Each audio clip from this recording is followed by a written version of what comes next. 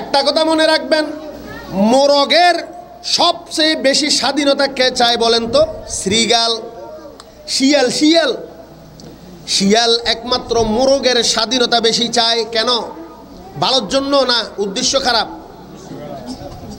মোরগ যদি বন্দি থাকে তাহলে শিয়াল তাকে শিকার করতে পারবে না, খাইতে পারবে না। এজন্য বলে যে মোরগ, দেখো না আমরা শ্রীগাল কত স্বাধীন, কোনো বাধা বিপত্তি নাই, আমরা মনের ইচ্ছায় ঘুরে বেড়াই বনে জঙ্গলে। আর তুমি কিনা ঘরের মধ্যে তোমার মালিকের কাছে খাঁচার মধ্যে বন্দি। তুমি আসো আমাদের সঙ্গে, স্বাধীন হও। স্বাধীন যখন হয়ে সে ওই মালিকের খাঁচা থেকে যখন বের হয়, তখন শ্রীগাল তাকে ঘাড় মুখকে দিয়ে বলে, এই তো মক্কার ভোঁত। কিসের ভোঁত দেখায়? মক্কার ভোঁত। আজকের যারা শয়তানের দূষর, যারা তাগুতের দূষর, তারা যে বলে নারীরা ঘর থেকে বের হও, নারীদেরকে ইসলাম ঘর বন্দি করে রেখেছে, আসলে তারা কি নারীদের স্বাধীনতা চায় নাকি তারা নারীকে ঘর থেকে বের করে ভোগ করতে চায়? বলেন, কি করতে চায়? নারীকে তারা ভোগ করার জন্য এই সমস্ত পায়তারা করে, যেমনটা শ্রীগাল মোরগের জন্য করে থাকে।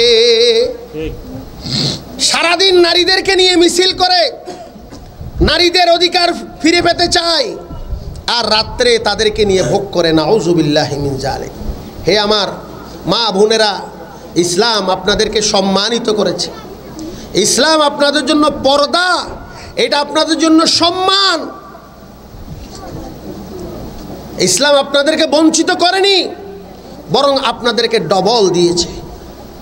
আর একজন নারী যখন দিনদার হয়ে যায়, আল্লাহ পাক রব্বুল আলামিন বলেন, আদ-দুনিয়া কুল্লুহা মাতা ওয়া খায়রু মাতা'id দুনিয়া আল মারআতুস সালিহা। যখন একজন নারী যখন আল্লাহওয়ালা হয়ে যায়, দিনদার হয়ে যায়, পরহেজগার হয়ে যায়, পর্দানসীন হয়ে যায়, তখন ওই নারী হলো দুনিয়ার সবচেয়ে বড় সম্পদ। কে বলছেন? আল্লাহ রাসূল সাল্লাল্লাহু আলাইহি ওয়াসাল্লাম বলছেন। তো সুতরাং আমি তো মনে করি আজকে মোহাম্মদিয়া ইসলামী আদর্শ মাদ্রাসায় যে সমস্ত ছাত্রছাত্রীরা রয়েছেন, তারা কোনো না কোনো মায়ের, কোনো না কোনো বাবার সন্তান। নিশ্চয়ই তারা দিনদার, তারা পর্দাওয়ালা, তারা নামাজি, তারা পরহেজগার। এজন্য তাদের সন্তানদেরকে তারা মাদ্রাসায় ভর্তি করিয়েছে, যাতে দিন দুনিয়া দুটোটা শিখতে পারে। আমি আলোচনা দীর্ঘায়িত করব না। আল্লাহুম্মা সাল্লি আলা মুহাম্মাদিন ওয়া আলা আলি মুহাম্মাদ কামা সাল্লাইতা আলা ইব্রাহিম ওয়া আলা আলি ইব্রাহিম ইন্নাকা হামিদুম মাজিদ। আল্লাহুম্মা বারিক আলা মুহাম্মাদিন ওয়া আলা আলি মুহাম্মাদ কামা বারাকতা আলা ইব্রাহিম ওয়া আলা আলি ইব্রাহিম ইন্নাকা হামিদুম মাজিদ। سبحانك لا علم لنا إلا ما علمتنا إنك أنت العليم الحكيم. صدق الله العلي العظيم وصدق رسوله النبي الكريم ونحن على ذلك من الشاهدين والشاكرين والحمد لله رب العالمين. الحمد لله ثم الحمد لله. মোহাম্মদিয়া ইসলামী আদর্শ মাদ্রাসার প্রতি বছরের ন্যায় এবছরও বার্ষিক পুরস্কার বিতরণী এবং ওয়াজ মাহফিলের সম্মানিত সভাপতি, মোহাম্মদিয়া ইসলামী আদর্শ মাদ্রাসার প্রতিষ্ঠাতা পরিচালক বন্ধুবর হজরত মাওলানা আব্দুল্লাহ সাহেব দামাত বারাকাতুহুমুল আলিয়া, আল্লাহ পাক রব্বুল আলামিনের অশেষ মেহেরবানি যে আজকে মোহাম্মদিয়া ইসলামী আদর্শ মাদ্রাসার পুরস্কার বিতরণী অনুষ্ঠানে আমাদেরকে আসার বসার এবং উলামায়ে কেরামের জবান নিঃসৃত কোরআন হাদিসের বিশুদ্ধ বাণী শোনার তৌফিক দান করেছেন। তার জন্য আমরা কালিমাতু শুকর আদায় করি আলহামদুলিল্লাহ। আজকে অনেক অভিভাবক অভিভাবিকা এসেছেন সম্মানিত হওয়ার জন্য, পুরস্কার গ্রহণ করার জন্য। মনে রাখবেন এই পুরস্কার এটা পুরস্কারের নমুনা মাত্র। ফাইনাল পুরস্কার প্রদান করবেন আল্লাহ পাক রব্বুল আলামিন কাল কিয়ামতের ময়দানে। যে ব্যাপারে হযরত রাসূল আকরাম সাল্লাল্লাহু আলাইহি ওয়াসাল্লাম ইরশাদ করেন, قال رسول الله صلى الله عليه وسلم من قرأ القرآن وعمل بما فيه ألبس والداه تاجا يوم القيامة ضوءه من ضوء الشمس। হযরত রাসূল আকরাম সাল্লাল্লাহু আলাইহি ওয়াসাল্লাম ইরশাদ করেন, আমার উম্মতের যে নারী পুরুষ কোরআনে কারীমের তেলাওয়াত করবে, তেলাওয়াত করতে করতে আল্লাহর কালাম মজিদ তার অন্তরের মধ্যে গেঁথে নেবে, মুখস্থ করে ফেলবে, হাফেজে কোরআন বনে যাবে এবং তদ অনুযায়ী আমল করবে, আল্লাহ পাক রব্বুল আলামিন কাল কিয়ামতের ময়দানে ওই হাফেজে কোরআনকে কি রকমের পুরস্কার প্রদান করবেন, কিভাবে সম্মানিত করবেন সেটা বলা হয়নি। বলা হয়েছে ওই হাফেজে কোরআনের মাতা পিতাকে আল্লাহ তাআলা এমন নূরের মুকুট পরিধান করাবেন যার আলো সূর্যের আলোকেও মেলান করে দেবে। সুবহানাল্লাহ। শয়তানের দূষর, তাগুতের দূষর রাসূল আকরাম সাল্লাল্লাহু আলাইহি ওয়াসাল্লামের জামানা থেকে, কোরআন নাজিল হওয়ার সময় থেকে অদ্যাবধি তারা প্রাণপণ চেষ্টা করে যাচ্ছে এই কোরআনকে দুনিয়া থেকে মিটিয়ে দেওয়ার জন্য। আল্লাহ পাক রব্বুল আলামিন বলেন, ইন্না নাহনু নাযালনা যিকরা ওয়া ইন্না লাহু লাহাফিজুন। এই তাগুতের দোসর, এই শয়তানের দোসর, আমার কালাম মজিদ ফুরকানে হামিদ তোমরা মিটিয়ে দিতে পারবে না। এই কোরআন আমি নাজিল করেছি, এই কোরআন হেফাজত করার দায়িত্ব আমি আল্লাহর। ইউরিদুনা লিইউতফিউ নূরাল্লাহি বিআফওয়াহিহিম ওয়াল্লাহু মুতিম্মু নূরিহি ওয়ালাউ কারিহাল কাফিরুন। তাগুতের দূষররা যতই চেষ্টা করুক আল্লাহর নূরকে মুখের ফুৎকারে তারা নিভিয়ে দেওয়ার জন্য যত চেষ্টা করুক, ওয়াল্লাহু মুতিম্মু নূরি, আল্লাহ সেই কোরআনের আলোকে প্রজ্বলিত করবেন। সুবহানাল্লাহ। ওয়ালাউ কারিহাল কাফিরুন, এতেও শিকারকারীরা জলে পড়ে ছারখার হয়ে যাবে, তাতেও আমার কিছু যায় আসে না। আলহামদুলিল্লাহ, আজকে প্রায় রাসূল আকরাম সাল্লাল্লাহু আলাইহি ওয়াসাল্লামের জামানা থেকে এখন প্রায় 1450 বছর হয়ে গেছে। দিন দিন কোরআনের বাগান বাড়ছে না কমছে? তাদের সকল প্রচেষ্টার পরেও কোরআনকে নিভিয়ে দেওয়ার জন্য তারা কতই না চেষ্টা করেছে, এখনো করে যাচ্ছে। এমনকি শতকরা 92% মুসলমানের দেশ এই বাংলাদেশের স্কুলের সিলেবাস থেকে কোরআন তো নয়, ইসলামের কিছু যে ইতিহাস ছিল, রাসূল আকরাম সাল্লাল্লাহু আলাইহি ওয়াসাল্লামের কিছু ঘটনাবলী ছোট ছোট মুসলমানদের সন্তানদেরকে শিক্ষা দেওয়া হতো, সেটাও তাদের সহ্য হয়নি। সেটাও পাঠ্যপুস্তক থেকে তারা মিটিয়ে দিয়েছে সাময়িক সময়ের জন্য। স্থায়ীভাবে তারা কখনো সফল কাম হবে না। কেন এই কোরআন কিয়ামত পর্যন্ত কায়েম আর দায়েম রাখার দায়িত্ব কে নিয়েছেন? আল্লাহ। সুতরাং তাদের কোনো চক্রান্ত কখনোই সফল হবে না। এজন্য রাসূল আকরাম সাল্লাল্লাহু আলাইহি ওয়াসাল্লাম বলেন, মান সালাকা তরিকান ইয়ালতামিসু ফীহি ইলমা সাহালাল্লাহু লাহু বিহি তরিকান ইলাল জান্নাহ। হে আমার উম্মতের নারী পুরুষ, তোমাদের সন্তানদেরকে তোমরা ডাক্তার বানাও, ইঞ্জিনিয়ার বানাও, তোমরা বিসিএস ক্যাডার বানাও, কোনো অসুবিধা নাই।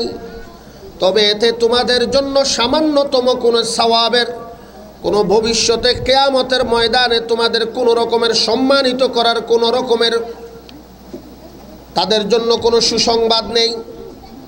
সুসংবাদ তো ওই সমস্ত নারী পুরুষের জন্য যারা দ্বীনি ইলম শিক্ষা করার জন্য, আসমানি ইলম শিক্ষা করার জন্য এখনো মাদ্রাসায় তারা পৌঁছায় নাই। ঘর থেকে সবেমাত্র নিয়ত করে বের হয়েছে হাজারদিঘির পার মুহাম্মদিয়া ইসলামী আদর্শ মাদ্রাসায় তার সন্তানকে ভর্তি করাবে, এই নিয়ত করে ঘর থেকে বের হয়েছে। এখনো মাদ্রাসায় পৌঁছায় না, এখনো ভর্তিও হয় নাই, এখনো ক্লাসও করে না, এখনো কোরআন শুরু করে নাই। শুধুমাত্র নিয়ত করে ঘর থেকে বের হওয়ার কারণে রাসূল আকরাম সাল্লাল্লাহু আলাইহি ওয়াসাল্লাম বলেন, সাহালাল্লাহু লাহু বিহি তরিকান ইলাল জান্নাহ। তার জন্য আল্লাহ পাক রব্বুল আলামিন জান্নাতের পথকে সুগম করে দেবেন। আলহামদুলিল্লাহ। পুরস্কার শুরু হয়ে গেছে, এখনো মাদ্রাসায় পৌঁছায় নাই। সুসংবাদ অনুযায়ী তাদের জন্য পুরস্কার প্রদান করা শুরু হয়ে গেছে। আর যখন ওই সন্তানকে মাদ্রাসায় ভর্তি করানোর পরে ওই সন্তান যখন উস্তাদের সামনে বসে বলবে, বিসমিল্লাহির রহমানির রহিম, পরম করুণাময় দয়ালু আল্লাহর নামে আরম্ভ করছি। মাসুম বাচ্চা এখনো ভালো করে কথা বলতে জানে না। ওই মাসুম বাচ্চা যখন বলবে পরম করুণাময় দয়ালু আল্লাহর নামে শুরু করছি, আল্লাহ পাক রব্বুল আলামিন বলবেন, হে আমার ফেরেশতারা, এই মাসুম বাচ্চা এখন দুনিয়ার কোনো ভালো মন্দ এখনো বুঝে না। সে আমি আল্লাহকে রহমান বলেছে, আমি আল্লাহকে রহিম বলেছে, পরম করুণাময় দয়ালু বলেছে। ওই সন্তানের মাতা পিতার জিন্দেগির সমস্ত গুনাহ খাতাগুলা ক্ষমা করে দাও। তার মাতা পিতার গুনাহের যে আমল নামা, ওই আমল নামাকে একদম পরিষ্কার করে দাও, কলঙ্ক মুক্ত করে দাও, গুনাহ মুক্ত করে দাও। যে মাসুম বাচ্চা আমি আল্লাহকে রহমান বলেছে, তার মাতা পিতার গুনাহ থাকবে সেটা হতে পারে না। এজন্য মুসা আলাইহিস সালাতু ওয়াস সালাম আল্লাহর কাছে আরজি পেশ করলেন, রব্বুল আলামিন, আমি আজকে সবচেয়ে তোমার গুনাহগার বান্দা যে আছে, এই মুহূর্তে দুনিয়ার মধ্যে সবচেয়ে যিনি গুনাহগার, সবচেয়ে বেশি পাপাচার, সবচেয়ে বড় নাফরমান, সবচেয়ে বড় পাপিষ্ট, ওই তোমার বান্দাটাকে আমি একটু দেখতে চাই। আল্লাহ পাক রব্বুল আলামিন বলেন, হে আমার মূসা, তুমি দাঁড়াও, তুমি গিয়ে রাস্তার মধ্যে গিয়ে পাহাড়ের পাশে যে 3 রাস্তার মোড় আছে, ওই মোড়ে গিয়ে তুমি গিয়ে দাঁড়িয়ে থাকো সকালবেলা। ওই রাস্তা দিয়ে সর্বপ্রথম যেই লোকটা একটা ছোট্ট বাচ্চা নিয়ে আসবে, ওই রাস্তা অতিক্রম করবে, ওই ব্যক্তি হলো এই মুহূর্তে সবচেয়ে বড় নাফরমান, সবচেয়ে বড় গুনাহগার। মুসা আলাইহিস সালাম ওই 3 রাস্তার মাথায় গিয়ে দাঁড়ালেন।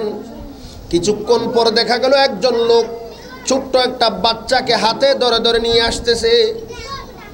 মুসা আলাইহিস সালাম ওই লোকটাকে দেখে ঘৃণা ভরে অনেকক্ষণ তার দিকে তাকালো। হায়রে, এই ব্যক্তিটাই এই মুহূর্তের সবচেয়ে বড় গুনাহগার, সবচেয়ে বড় নাফরমান। ওই লোক চলে যাওয়ার পরে মূসা আলাইহিস সালাম অনেকক্ষণ পর্যন্ত তার দিকে তাকিয়ে রইল। ওই লোক চলে যাওয়ার পরে মূসা আলাইহিস সালাম বললেন, বারি তাআলা, আজকের দিনে তুমি আমাকে সবচেয়ে বড় নাফরমান, সবচেয়ে বড় গুনাহগারকে দেখাইলা। এবার তোমার কাছে আরজি, এই মুহূর্তে বেগুনাহ, যার আমলনামায় কোনো গুনাহ নাই, এমন যে ব্যক্তি আছে তাকে আমি একটু দেখতে চাই। আল্লাহ পাক রব্বুল আলামিন বলেন, সকালবেলা তুমি যেখানে দাঁড়িয়েছিলে, সন্ধ্যাবেলা ওই জায়গায় গিয়ে তুমি দাঁড়াবে। মূসা আলাইহিস সালাম সন্ধ্যাবেলা ওই জায়গায় গিয়ে দাঁড়ালেন। কিছুক্ষণ দাঁড়ানোর পরে দেখলেন একজন ব্যক্তি ছোট্ট একটা বাচ্চা নিয়ে হাতে ধরে ধরে পাহাড়ের দিক থেকে আসতেছে। মূসা আলাইহিস সালাম বললেন, এ কি ব্যাপার? এ তো সকালে যিনি ওই ব্যক্তি যাকে আল্লাহ পাক রব্বুল আলামিন এই মুহূর্তের সবচেয়ে বড় গুনাহগার, নাফরমান হিসাবে আল্লাহ তাআলা আমাকে দেখিয়েছিলেন, এই তো সেই ব্যক্তি। মূসা আলাইহিস সালাম আল্লাহ তাআলার কাছে আরজি পেশ করলেন, রব্বুল আলামিন, আপনি একই দেখালেন, এই ব্যক্তি তো সকালবেলা যাকে আমি সবচেয়ে বড় পাপিষ্ট, সবচেয়ে বড় গুনাহগার, সবচেয়ে বড় নাফরমান যাকে দেখিয়েছিলেন, সেই একই ব্যক্তি সকালবেলা সবচেয়ে বড় নাফরমান ছিল, সবচেয়ে বড় গুনাহগার ছিল। সন্ধ্যাবেলা এই ব্যক্তি এই জামানার এই মুহূর্তের সবচেয়ে গুনাহমুক্ত ব্যক্তি কিভাবে হইল?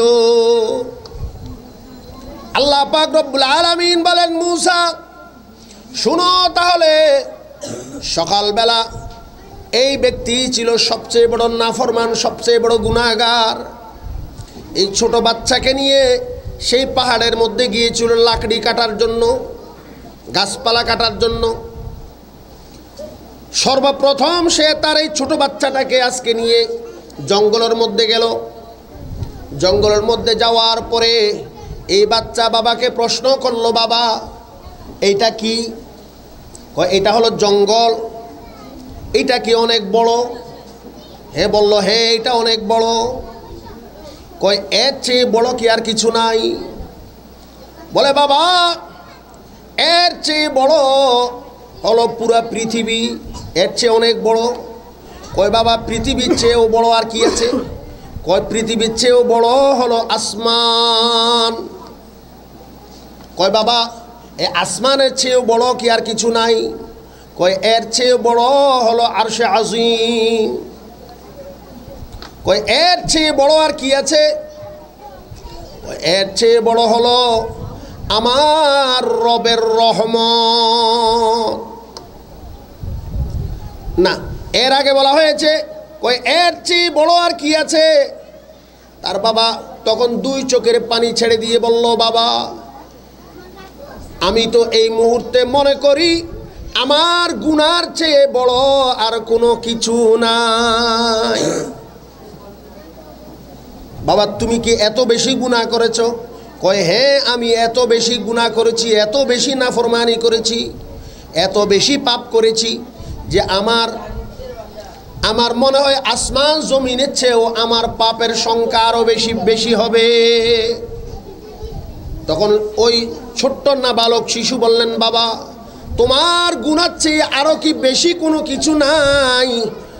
তখন তার বাবা বলল, বাবা নিশ্চয় আছে, সেটা হলো আমার রবের দয়া, আমার আল্লাহর করুণা, আমার আল্লাহর রহমত হলো আমার গুনার চেয়ে বেশি। আল্লাহ পাক রব্বুল আলামিন সঙ্গে সঙ্গে বললেন, ফেরেশতারা তোমরা সাক্ষী থাকো যে আমার এই মুহূর্তের সবচেয়ে বড় গুনাহগার ওই ব্যক্তি যেহেতু স্বীকার করেছে এবং সে মনে প্রাণে অনুশোচনা করেছে, তার গুনার জন্য আফসোস করেছে এবং তার গুনার চেয়ে আমার রহমত এবং দয়াকে বড় বলে স্বীকৃতি দিয়েছে। হে আমার ফেরেশতারা, তোমরা সাক্ষী থাকো, এই মুহূর্তে আমার বান্দার জীবনের সমস্ত গুনাহ খাতাগুলা ক্ষমা করে দিলাম।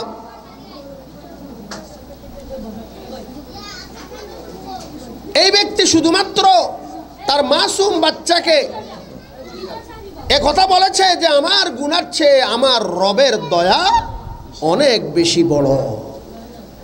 এরকম আপনার বাচ্চা যখন মোহাম্মদীয়া ইসলামী আদর্শ মাদ্রাসায় ভর্তি হওয়ার পরে উস্তাদের সামনে বসে বলবে বিসমিল্লাহির রহমানির রহিম, পরম করুণাময় দয়ালু আল্লাহর নামে আরম্ভ করছি, তখন আল্লাহ পাক রব্বুল আলামিন বলেন, যেই মা বাবার সন্তান আমি আল্লাহকে রহমান বলেছে, রহিম বলেছে, দয়ালু বলেছে, পরম করুণাময় বলেছে, আমি তার জীবনের সমস্ত গুনাহ খাতাগুলা ক্ষমা করে দিলাম। আলহামদুলিল্লাহ,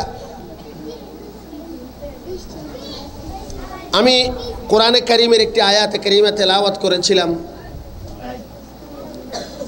আল্লাহ পাক রব্বুল আলামিন বলেন, ইয়া আইয়ুহান নাবিয়্যু কুল লিআজওয়াজিকা ওয়া বানাতিকা ওয়া নিসাইল মুমিনিনা ইউদনিনা আলাইহিন্না মিন জালাবিবিহিন যালিকা আদনা আন ইউরাফনা ফালা ইউযাইন। আল্লাহ পাক রব্বুল আলামিন বলেন, হে নবী,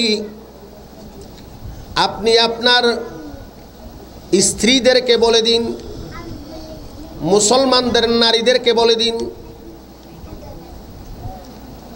আপনার কন্যা সন্তানদেরকে বলে দিন, মুসলমানদের নারীদেরকে বলে দিন, তারা যেন তাদের পুরা শরীরকে বড়কা চাদর দ্বারা আবৃত করে রাখে।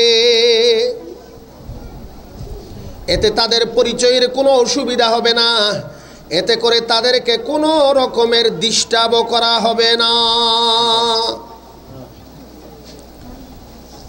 পর্দা নারী পুরুষের মধ্যে প্রতিবন্ধকতা, এই ব্যাপারে আল্লাহ পাক রব্বুল আলামিন আমাদেরকে কঠোর নির্দেশ দিয়েছেন। অনেকে মনে করেন এটা তো মহিলাদের কথা, এটা পুরুষদের বলে কি লাভ। আসলে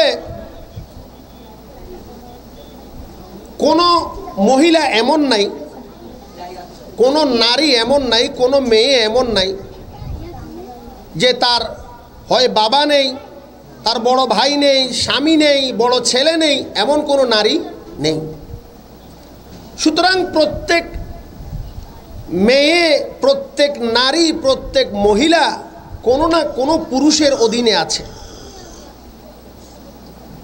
পর্দার সম্পর্কে যদি পুরুষরা অবগত হয়, তাহলে তাদের অধীনস্থ যে সমস্ত নারীরা রয়েছে তাদেরকে ওই সমস্ত পুরুষেরা পর্দার ব্যাপারে সচেতন করতে পারবে, নির্দেশ দিতে পারবে, সহযোগিতা করতে পারবে।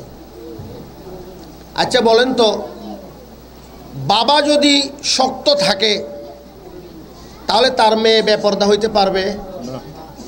স্বামী যদি শক্ত থাকে, পর্দার ব্যাপারে যদি সচেতন থাকে, তাহলে তার স্ত্রী কখনো বেপর্দা হতে পারবে? আমরা যে সমস্ত নারীদেরকে রাস্তাঘাটে বেপর্দা অবস্থায় দেখি, আপনি কি মনে করেন তাদের ঘরে যে পুরুষ রয়েছে, তারা যে সমস্ত পুরুষের অধীনে রয়েছে, সে সমস্ত পুরুষ তাদেরকে এ ব্যাপারে কঠোরতা করে? নিশ্চয়ই কিছু বলে না, বরং বেপর্দা হওয়ার জন্য সহযোগিতা করে। সেজন্যই এ সমস্ত মহিলারা বেপর্দা হয়। আর ওই যে বলেছিলাম, শয়তান এবং নাস্তিক তাগুতের দোসরেরা আজকে মুসলমানদের নারীদেরকে সবক শিখায়, বলে আমরা নারীদের সমান অধিকার চাই। চাই কি চাই না? আরে বোকার দল, এখন তোমরা সমান অধিকার চাচ্ছ? আল্লাহ কবে তাদেরকে ডবল অধিকার দিয়ে রেখেছে, আর তুমি আজকে এসে সমান অধিকার চাচ্ছ? ইসলাম আসার পূর্বে নারীর অধিকার তো দূরের কথা, তাদের বেঁচে থাকারও কোনো অধিকার ছিল না। আপনারা জানেন, কোনো কন্যা সন্তানের যদি কেউ বাবা হয়, ওই কন্যা সন্তানকে জীবন্ত কবর দেওয়া হতো। তখন তারা কোনো অধিকার চায় নাই, শুধু বাঁচার অধিকার চেয়েছে, সেটাও তাদেরকে দেওয়া হয়নি।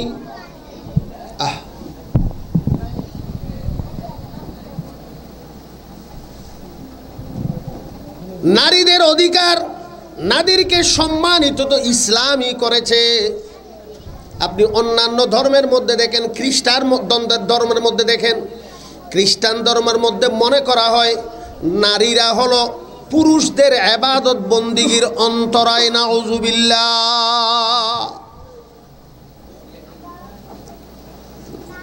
খ্রিস্টান ধর্মের মধ্যে মনে করা হয় নারীদের কারণে পুরুষরা ঠিকভাবে নিশ্চিন্তে নির্বিঘ্নে নিরিবিলি ইবাদত করার সুযোগ পায় না, তথা তারা পূজা অর্চনা প্রার্থনা ইবাদত বন্দেগী এগুলো নারীদের কারণে ব্যাহত হয় বলে তারা কি করে মনে করে। আর সনাতনী ধর্ম বা হিন্দু ধর্ম তো আপনারা জানেনই যে হিন্দু ধর্মের মধ্যে মেয়েরা বাবার কোনো পৈতৃক সম্পত্তি পায় না। শুধু তাই নয়, স্বামী যদি মারা যায় তাদের ধর্মীয় নিয়ম অনুযায়ী তাদেরকে সতীদাহ করতে হয়। স্বামীর সঙ্গে তাদেরকে ওই চিতার আগুনের চিতার মধ্যে ঝাঁপ দিয়ে আত্মহত্যা করতে হয়। এইটা হলো সতী নারী হওয়ার প্রমাণ। ইসলাম বলে না তোমার স্বামী মারা গেছে, কোনো অসুবিধা নেই, যার হায়াত যতদিন আল্লাহ তাআলা নির্ধারিত করে রেখেছে ততদিনই সে বাঁচবে। তুমি 4 মাস 10 দিন ইদ্যত পালন করবে, পরে যদি তুমি চাও তাহলে তুমি অন্য স্বামী গ্রহণ করতে পারবে। আল্লাহ তাআলা বলেন আদ-দুনিয়া কুল্লুহা মাতা, পুরা দুনিয়ায় হচ্ছে সম্পদ। ওয়া খায়রু মাতা'id দুনিয়া আল মারআতুস সালিহা, দুনিয়া পুরা সম্পদের মধ্যে উত্তম সম্পদ হলো দিনদার নারী। ইসলাম একজন নারীকে যেই পরিমাণ সম্মান দিয়েছে, যখন কারো কন্যা সন্তান হয় ইসলাম বলে এটা তোমার জন্য রহমত। নারী যখন কোনো কারো স্ত্রী হয় ইসলাম বলে এটা তোমার সম্পদ। আর কোন নারী যখন মা হয় ইসলাম বলে তোমার মায়ের নিচে সন্তানের বেহেশত। কি পরিমাণ ইসলাম একজন নারীকে সম্মানিত করেছে। ইন্নাল জান্নাতা তাহতা আকদামিল উম্মাহাত, হে আমার নারী, আমার উম্মতের নারী পুরুষেরা, তোমাদের জান্নাত হলো তোমাদের মায়ের পদতলে, তোমাদের মায়ের পায়ের নিচে হলো তোমাদের জান্নাত। ইসলাম নারীকে কত সম্মানিত করেছে,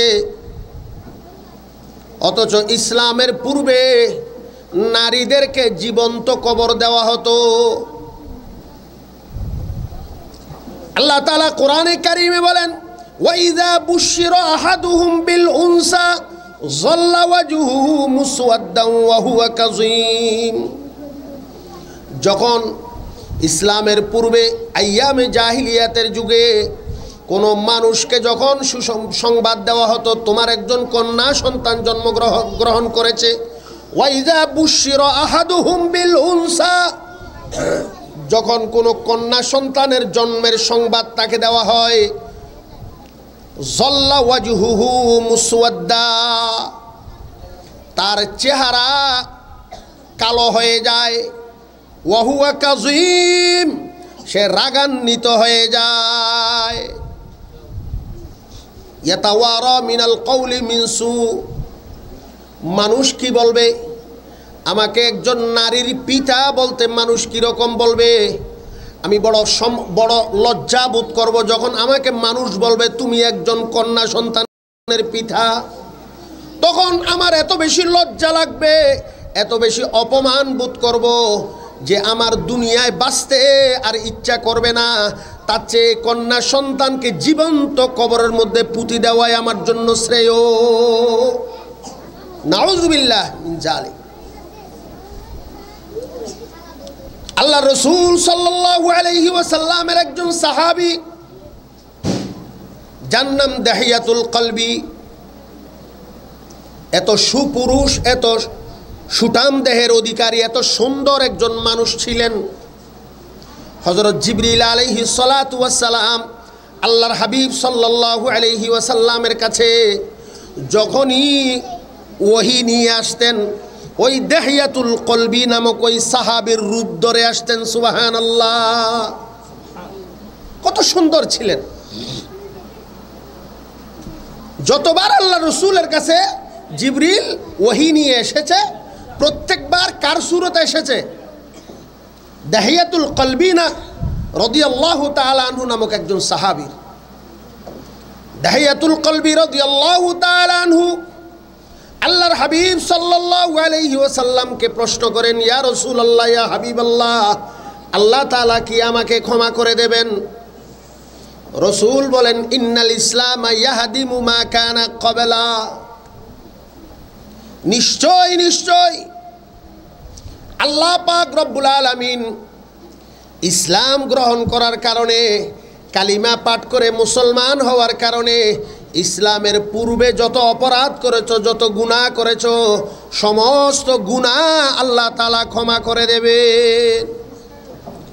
ওয়া ইন্নাল হিজরাতা তাহদিমু মা কানা ক্বাবলাহা, এবং যে ব্যক্তি ইসলামের জন্য হিজরত করবে, আল্লাহ পাক রব্বুল আলামিন হিজরতের কারণে হিজরতের পূর্বের সমস্ত গুনাহ খাতাগুলা ক্ষমা করে দিবেন। ওয়া ইন্নাল হাজ্জা ইয়াহদিমু মা কানা ক্বাবলা, এবং যে ব্যক্তি হজ করবে, আল্লাহ পাক রব্বুল আলামিন তাকে হজের পূর্বের সমস্ত গুনাহ খাতাগুলা ক্ষমা করে দেবেন। দাহিয়াতুল কলবি রাদিয়াল্লাহু তাআলা আনহু বলেন, ইয়া রাসূলুল্লাহ, আমার গুনাহ আরো জঘন্য। কয় আরো জঘন্য হলেও ক্ষমা করে দেবেন? কয় ইয়া রাসূলুল্লাহ, বলছি যে আমার গুনাহ আরো বড়। আল্লাহ রসুল বলেন, দাহিয়াতুল কলবি, তোমাকে বলছি যত বড়ই হোক আল্লাহ তোমাকে ক্ষমা করে দেবেন, যেহেতু তুমি মনে প্রাণে কালিমা পাঠ করেছো, লা ইলাহা ইল্লাল্লাহু মুহাম্মাদুর রাসূলুল্লাহ। এই কালিমা পাঠ করার কারণে তুমি যত বড় গুনাহ করো না কেন, সেটাও আল্লাহ তাআলা ক্ষমা করে দেবেন। দাহিয়াতুল কলবি রাদিয়াল্লাহু তাআলা আনহু বলেন, ইয়া রাসূলুল্লাহ, আমার গুনাহ আরো জঘন্য। আল্লাহ রসুল বলেন, আরো জঘন্য হলেও আল্লাহ ক্ষমা করে দেবেন। বারবার যখন বলছে দাহিয়াতুল কলবি, ইয়া রাসূলুল্লাহ, আমার গুনাহ আরো জঘন্য, আল্লাহ রসুল বলছেন আরো জঘন্য হলেও ক্ষমা করবেন। তারপরে যখন দাহিয়াতুল কলবি বলছে, ইয়া রাসূলুল্লাহ, আমার গুনাহ আরো জঘন্য, আল্লাহ রসুল সাল্লাল্লাহু আলাইহি ওয়াসাল্লাম বলেন, দাহিয়াতুল কলবি, বলো এমন কি গুনাহ করেছো, এমন কি অপরাধ করেছো, যার কারণে তুমি বারবার বলছো আমি আল্লাহ রসুল বলছি তোমাকে আল্লাহ ক্ষমা করে দেবেন, তারপরে তুমি বলছো তোমার গুনাহ আরো বড়। কয় তাহলে ইয়া রাসূলুল্লাহ শুনেন, আমি যখন কাফের ছিলাম, তখন আমি একদিন সফরে যাচ্ছিলাম। সফরে যাওয়ার সময় আমার বিবি গর্ভবতী ছিলেন। আমি বিবিকে জিজ্ঞেস করলাম, বিবি, তোমার গর্ভের সন্তানের কি অবস্থা? আমার বিবি বলেছিল যে আমার গর্ভের সন্তান নষ্ট হয়ে গেছে। আমি মনে করলাম নষ্ট হয়ে গেছে, তো আল্লাহর হুকুম নষ্ট হয়ে গেছে। আমি সফরে চলে গেলাম। সফর থেকে আসলাম 5 বছর পরে। কয় বছর? 5 বছর পর। আমি সংক্ষেপে বলছি, 5 বছর পরে যখন সফর থেকে ফিরে আসলাম, তখন দেখলাম আমার ঘরের মধ্যে 4 বছরের একটা ছোট্ট কিউট একটা মেয়ে আমার ঘরের মধ্যে টুনটুন করে হাঁটা চলা করছে। আমাকে দেখে আমাকে জড়িয়ে ধরলো, আমাকে চতুর্দিকে চুমা খাইতে শুরু করলো। আমি দেখে আমার স্ত্রীকে জিজ্ঞেস করলাম, এটা কার মেয়ে? আমার স্ত্রী বলল, এটা আমার পাশের বাড়ির এক মেয়ে, বেড়াইতে আসছে আমার ঘরে। আমি কিছু মনে করলাম না। তখন আমি বাজারে চলে গেলাম। আমি বাজার থেকে আসার আগে আগে আমার স্ত্রী আমার ওই মেয়েটাকে ঘুম পাড়িয়ে রেখেছে। রাতে যখন শুতে গেলাম তখন স্ত্রী আমাকে বলল, স্বামী, আপনার কাছে প্রথমে ক্ষমা চেয়ে নিচ্ছি। আপনি যখন সফরে যাচ্ছিলেন তখন আমাকে জিজ্ঞেস করেছিলেন আমার গর্ভের সন্তানের কি অবস্থা। তখন আমি একটা মিথ্যা কথা বলেছিলাম, আমার গর্ভের সন্তান নষ্ট হয়ে গেছে। আসলে আমার গর্ভের সন্তান নষ্ট হয়নি। আগে আপনি বলেন আমাকে ক্ষমা করে দিলেন কিনা? কয়, হ্যাঁ তোমাকে ক্ষমা করে দিলাম, তুমি বলো। কয়, আমার এই গর্ভের সন্তান হলো ওই মেয়ে। পরের দিন ওই মেয়ে সকালবেলা উঠে আমাকে আদর সোহাগ করতে লাগলো। কিন্তু আমার মনে মনে রাগ, এই মুহূর্তে যদি মানুষজন জানতে পারে, আমার প্রতিবেশীরা, আত্মীয় স্বজন যদি জানতে পারে আমি দেহিয়াতুল কলবি একজন কন্যা সন্তানের পিতা, তাহলে লজ্জায় আমার মাথা হেঁট হয়ে যাবে। এজন্য আমি মনে মনে রাগ, কিন্তু রাগ আমার স্ত্রীকে দেখাইলাম না। আমি বাহিরে বাহিরে হাসি খুশি অবস্থায় বললাম, আমার মেয়েটা তো বড় আদরের হয়েছে, আমার মেয়েটাকে নিয়ে আমি একটু বেড়াইতে যাব, আমি একটু পাহাড়ে যাব, জঙ্গলে যাব কাঠ কাটার জন্য। আমাকে কোদাল দাও, আমাকে দা দাও, ছুরি দাও, সব নিয়ে। মাও মনে করলো যে অনেক দিন পর হয়তো বাবা মেয়েকে দেখে মনের মধ্যে একটা দয়ার উদ্রেক হয়েছে, এজন্য আমার মেয়েকে নিয়ে একটু বেড়াইতে যাবে, কোনো অসুবিধা নেই। যখন পাহাড়ের মধ্যে গভীর জঙ্গলের মধ্যে যাওয়ার পরে মেয়েকে বলল, তুমি খেলো, আমি একটু কাজ করি। তখন ওই দেহিয়াতুল কলবি বলেন, ইয়া রাসূলুল্লাহ, তখন আমি একটা গর্ত করলাম। গর্ত করার সময় যখন আমি হাঁফিয়ে যাচ্ছিলাম, যখন আমি ঘামিয়ে যাচ্ছিলাম, বারবার আমার মেয়েটা দৌড়ে এসে একটা গামছা নিয়ে আমাকে মুছে দেয় আর বলে, বাবা তোমার বড় কষ্ট হচ্ছে, তুমি এত কষ্ট কেন করতে যাচ্ছ? কয়, না মা তুমি খেলো, আমি একটু কাজ করি। এরকম করতে করতে একসময় আমার গর্ত কোড়া শেষ হয়ে গেল। তারপরে বললাম, মা এদিকে আসো। আসার পরে বললাম, তুমি এখানে নামো। কয়, কেন বাবা? কয়, নামো। কয়, অবশ্যই নামবো, তুমি যদি বলে আমি সব কিছু করতে পারি। মেয়েরা তো আসলে বাবার খুব আদরের হয়। ওহ, আমার 3 বছরের ছোট্ট মেয়েটা আমাকে ছাড়া ঘুমায় না। নানার বাড়িতে গেলে তার মা একটা দিন বাপের বাড়ি থাকতে পারে না ওই মেয়েটার জন্য, ওই বাবার কোলে ঘুমাবে। মেয়ে বলে, বাবা তোমার বড় কষ্ট হচ্ছে। ঠিক আছে, আমি এই গর্তের মধ্যে নেমে গেলাম, এবার আমাকে কি করতে হবে? কয়, এখন তুমি শুয়ে পড়ো। মেয়ে শুয়ে পড়ল। শুয়ে পড়ার পরে তখন কিছু মাটি চাপা দিল। মেয়ে বলতেছে, বাবা তুমি আমাকে মাটি চাপা দিচ্ছ কেন? বাবা বলে, কথা বলিও না। এরপরে তাকে পাথর মারা হলো। পাথরে যখন তার মাথা শরীর যেন থেতলে গেল, ফিনকির দিয়ে রক্ত বের হতে থাকলো। কিছু রক্ত গিয়ে তার বাবার চেহারার মধ্যে গিয়ে পড়লো। কয়, বাবা গামছাটা দাও, তোমার মুখটা একটু মুছে দেই।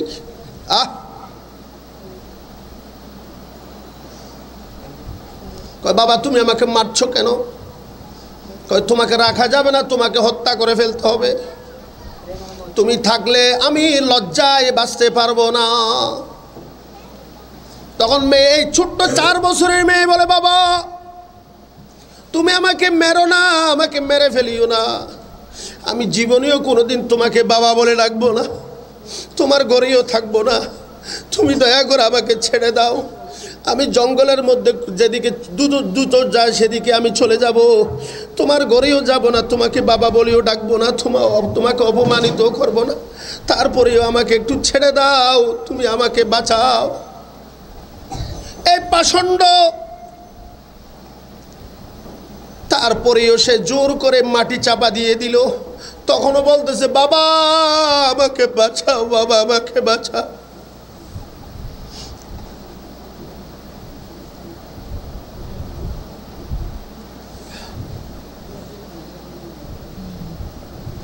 কোন বলে ইয়া রাসূলুল্লাহ, ইয়া হাবিবাল্লাহ, আমি যে অপরাধ করেছি, যে অন্যায় করেছি, এত বড় পাপ করেছি, আল্লাহকে আমাকে ক্ষমা করবেন। আল্লাহ রসুল সাল্লাল্লাহু আলাইহি ওয়াসাল্লাম দাহিয়াতুল কর্বীর কথা শুনতে শুনতে দু চোখ বেয়ে ওনার চোখের অশ্রু গড়িয়ে পড়তে থাকলো, দাড়ি বেয়ে বেয়ে পানি পড়তে থাকলো। দাহিয়াতুল কলবি, কি করলা তুমি? ফুটফুটে একটা মেয়ে বাচ্চাকে তুমি এভাবে মাটি চাপা দিয়ে দিলে। তোমার মতো পাষণ্ড দ্বিতীয় জন আর থাকতে পারে না। দাহিয়াতুল কলবি, তুমি আজকে থেকে যতদিন আমি আল্লাহর রসুল দুনিয়ার মধ্যে বেঁচে থাকি, ততদিন আর কোনোদিন তুমি আমার সামনে বসবে না। তোমার চেহারা দেখলে আমার সেই ঘটনাটা মনে পড়ে যাবে।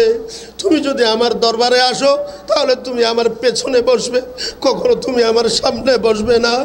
দাহিয়াতুল কলবি রাদিয়াল্লাহু তাআলা আনহু আল্লাহ রসুল সাল্লাল্লাহু আলাইহি ওয়াসাল্লামের ওয়াফাত পর্যন্ত আর কোনোদিন আল্লাহ রসুলের সামনে আর বসে নাই। প্রত্যেক দিন যখনই আল্লাহ রসুলের দরবারে আসতেন, তখনই আল্লাহ রসুলের পেছনে গিয়ে বসতেন। সুবহানাল্লাহ। বলছিলাম ভাইরা আমার, এই ছিল নারীর, ইসলামের পূর্বে নারীদের অবস্থা। ইসলাম নারীকে সম্মানিত করেছে, বলেছে এই পুরুষ, তুমি যদি দুজন কন্যা সন্তানকে লালন পালন করে দ্বীনি শিক্ষা দিয়ে, আদব কায়দা শিক্ষা দিয়ে তাদেরকে যদি উপযুক্ত স্বামীর হাতে পাত্রস্থ করতে পারো, তাহলে তুমি আর আমি জান্নাতের মধ্যে এরকম এক সহ অবস্থানে জান্নাতের মধ্যে বসবাস করব। বলেন সুবহানাল্লাহ। নারীকে সম্মানিত করেছে কে? ইসলাম। নারীকে সম্মানিত করেছে কে? নারীকে রহমত বলেছে কে? ইসলাম। নারীকে সম্পদ বলেছে কে? ইসলাম। নারীকে জান্নাত বলেছে কে? ইসলাম। হে পুরুষ, তোমার ঘরে যখন কোনো কন্যা সন্তান জন্মগ্রহণ করবে,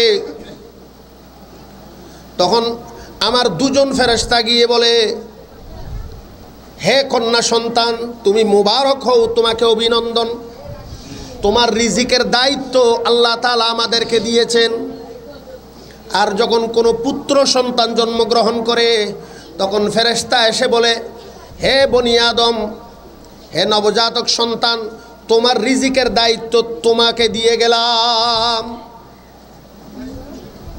আর এখন সেই নাস্তিকেরা বলে, ইসলাম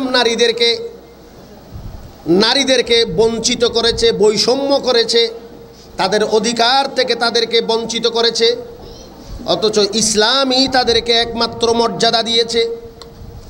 হিন্দু ধর্মে নারীদেরকে কোনো রকমের উত্তরাধিকার দেওয়া হয় নাই। খ্রিস্টান ধর্মে নারীদেরকে অপয়া মনে করা হয়। ইহুদি ধর্মের মধ্যে নারীদেরকে অপয়া মনে করা হয়। আর ইসলামের মধ্যে একমাত্র নারীদেরকে রহমত এবং সম্পদ আর জান্নাত মনে করা হয়। আর তারা বলছে ইসলাম নাকি নারীদেরকে বঞ্চিত করেছে। নয়, ইসলাম নারীদেরকে বঞ্চিত করেনি, বরং ইসলাম নারীদেরকে ডবল অধিকার দিয়েছে। বলেন সুবহানাল্লাহ। একজন নারী, সে বাবার কাছ থেকেও সম্পদ পাবে, স্বামীর কাছ থেকেও সম্পদ পাবে। তার সন্তানের যদি তার আগে মারা যায়, তাহলে সন্তান থেকেও সে উত্তরাধিকার পাবে। তার ভাই যদি তার আগে মারা যায়, তার যদি কোনো পুত্র সন্তান না থাকে, তাহলে ভাই থেকেও সে সম্পদ পাবে। সুবহানাল্লাহ। আর একজন পুরুষ শুধুমাত্র বাবার সন্তান পাবে, শুধুমাত্র বাবার সম্পদ পাবে। আর একজন নারী বাবার সম্পদও পাবে, নারীর সম্পদ, স্বামীর সম্পদও পাবে। তাহলে অধিকার কি ডবল নাকি? অথচ তারা আমাদের মা বোনদেরকে বলছে, তোমাদেরকে ইসলাম সম্পদ থেকে বঞ্চিত করেছে, তোমাদের অধিকার দেওয়া হয়নি। আরে বেটা, ইসলাম যে অধিকার দিয়েছে, সেই অধিকার তো পুরুষকেও দেয় নাই, একজন নারীকে যে অধিকার দিয়েছে ইসলাম। আর বলা হচ্ছে তোমাদেরকে ইসলাম ঘর বন্ধ করে রেখেছে, আল্লাহ তাআলা বলেন ওয়াকারনা ফি বুয়ুতিকুন্না ওয়ালা তাবাররাজনা তাবাররুজাল জাহিলিয়াতিল উলা। হে নারীরা, তোমাদের কর্মস্থল হলো ঘর, ঘরটাই হলো তোমাদের কর্মস্থল। আমি তোমাদেরকে ঘরের জন্য সৃষ্টি করেছি। এজন্য নারীদের আকিকা একটা ছাগল, মেয়েদের আকিকা কয়টা ছাগল, আর ছেলেদের আকিকা দুইটা। কেন? নারীরা সব সময় ঘরে থাকবে, তাদের বিপদ আপদ কম হবে, আর পুরুষেরা সব সময় বাইরে থাকবে। আগুন, পানি, গাড়ি ঘোড়া, আকাশ, জল, কত রকমের বিপদ, এজন্য তাদের বিপদ বেশি, এজন্য তাদের আকিকা দুইটা। আর নারীরা ঘরে থাকবে, তাদের বিপদ আপদ কম, এজন্য তাদের আকিকা একটা। একটা কথা মনে রাখবেন, মোরগের সবচেয়ে বেশি স্বাধীনতা কে চায় বলেন তো? শ্রীগাল, শিয়াল। শিয়াল শিয়াল একমাত্র মোরগের স্বাধীনতা বেশি চায়। কেন? ভালোর জন্য না, উদ্দেশ্য খারাপ। মোরগ যদি বন্দি থাকে তাহলে শিয়াল তাকে শিকার করতে পারবে না, খাইতে পারবে না। এজন্য বলে যে মোরগ, দেখো না আমরা শ্রীগাল কত স্বাধীন, কোনো বাধা বিপত্তি নাই, আমরা মনের ইচ্ছায় ঘুরে বেড়াই বনে জঙ্গলে। আর তুমি কিনা ঘরের মধ্যে তোমার মালিকের কাছে খাঁচার মধ্যে বন্দি। তুমি আসো আমাদের সঙ্গে, স্বাধীন হও। স্বাধীন যখন হয়ে সে ওই মালিকের খাঁচা থেকে যখন বের হয়, তখন শ্রীগাল তাকে ঘাড় মুক্কে দিয়ে বলে, এই তো মক্কার ফোঁত। কিসের ফোঁত দেখায়? মক্কার ফোঁত।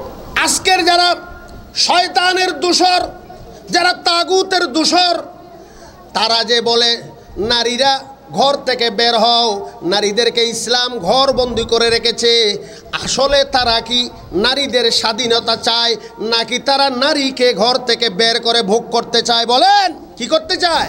নারীকে তারা ভোগ করার জন্য এই সমস্ত পায়তারা করে, যেমনটা শ্রীগাল মোরগের জন্য করে থাকে। সারাদিন নারীদেরকে নিয়ে মিছিল করে, নারীদের অধিকার ফিরে পেতে চায়, আর রাত্রে তাদেরকে নিয়ে ভোগ করে। নাউযুবিল্লাহি মিন যালিক। হে আমার মা বোনেরা, ইসলাম আপনাদেরকে সম্মানিত করেছে। ইসলাম আপনাদের জন্য পর্দা, এটা আপনাদের জন্য সম্মান। ইসলাম আপনাদেরকে বঞ্চিত করেনি, বরং আপনাদেরকে ডবল দিয়েছে।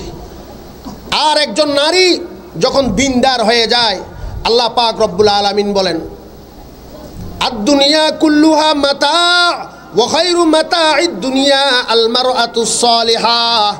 যখন একজন নারী যখন আল্লাহওয়ালা হয়ে যায়, দিনদার হয়ে যায়, পরহেজগার হয়ে যায়, পর্দানসীন হয়ে যায়, তখন ওই নারী হলো দুনিয়ার সবচেয়ে বড় সম্পদ।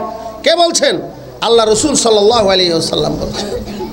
তো সুতরাং আমি তো মনে করি আজকে মোহাম্মদিয়া ইসলামী আদর্শ মাদ্রাসায় যে সমস্ত ছাত্রছাত্রীরা রয়েছেন, তারা কোনো না কোনো মায়ের, কোনো না কোনো বাবার সন্তান। নিশ্চয়ই তারা দিনদার, তারা পর্দাওয়ালা, তারা নামাজি, তারা পরহেজগার। এজন্য তাদের সন্তানদেরকে তারা মাদ্রাসায় ভর্তি করিয়েছে, যাতে দিন দুনিয়া দুটোটা শিখতে পারে। আমি আলোচনা দীর্ঘায়িত করব না। আগে যেমনটা নিজের সন্তানদেরকে দ্বীনি শিক্ষায় শিক্ষিত করার জন্য চেষ্টা করেছি, এখনও করে যাব। আলহামদুলিল্লাহ, এমন এক যুগ ছিল যখন শুধুমাত্র মাদ্রাসায় পড়লে কোরআন হাদিস শিখা হতো, অন্য কিছু শিখা হতো না।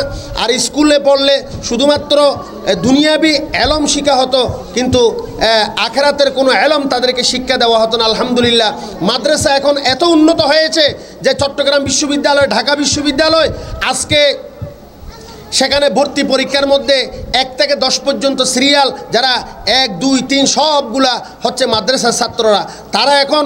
তারা এখন চিন্তিত হয়ে পড়েছে, নাস্তিকের দল চিন্তিত হয়ে পড়েছে যে এখন মাদ্রাসার ছাত্ররা মাদ্রাসাতে তো আছেই, এখন কলেজ ভার্সিটির মধ্যেও তারা এখন টপ র্যাঙ্কে চলে গেছে, এখন তাদের মাথা খারাপ হয়ে গেছে।